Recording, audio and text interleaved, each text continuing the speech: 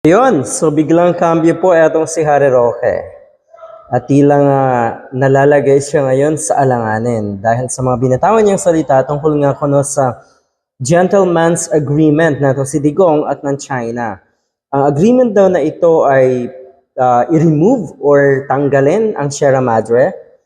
Yun po yung nakastation sa Ayungin Shoal na lumang barko ng ating bansa. At yun nga, mukhang dumating na sa punto itong si Roque na isinisi pa sa iba kung paano nagmula itong sigalot na ito. Sabi dito,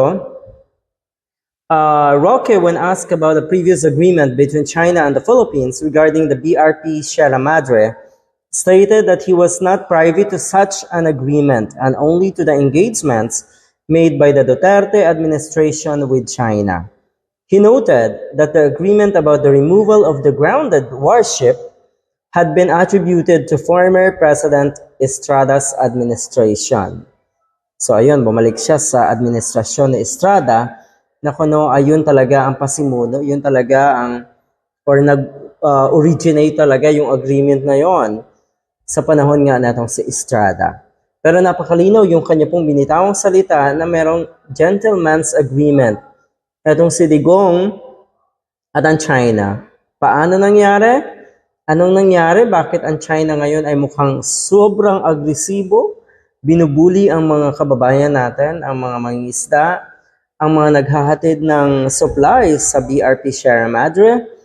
Dahil nga kuno ay nagdadala ng mga repair equipment yung tropa ng mga Pinoy sa BRP Sierra Madre. At mukhang yun ay hindi nagustuhan ng China dahil unang-una nga ang kasunduan ay talagang i-remove yan. At kung ikaw ay magdadala nga naman ng mga repair equipment, mukhang nakikita ng China na may planong ayusin. Ang ating gobyerno ay planong ayusin ang BRP Sierra Madre na yan. So yun po, nalalagay sa alanganin si Roque dahil ipinahamak niya sa tingin ko si Digong na idolo niya. At meron pa siyang sinisi nga na kuno nga ay ito ay galing sa administrasyon ni President Estrada dati. Senator Jinggoy Estrada has refuted, ayan, hindi sumagot siyempre ang isang Estrada.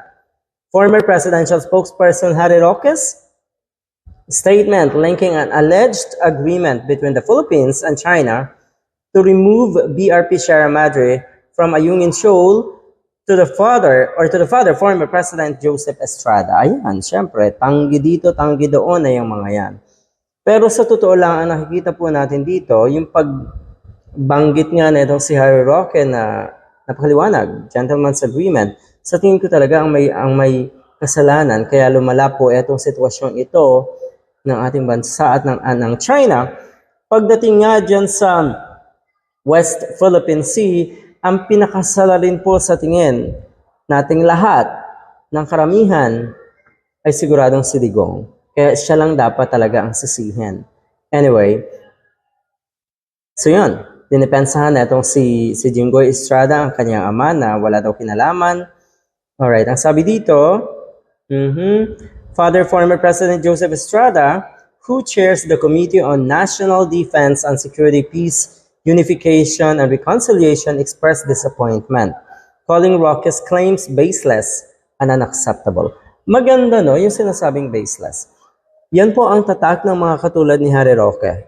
Yan po ang tatak ng mga naniniwala kay Digong, ang mga DDS. Well, maliit man yan na influencer, nasa social media o yung mga malalaking personality na naniniwala sa mga Duterte. Madalas baseless ang kanilang mga sinasabi.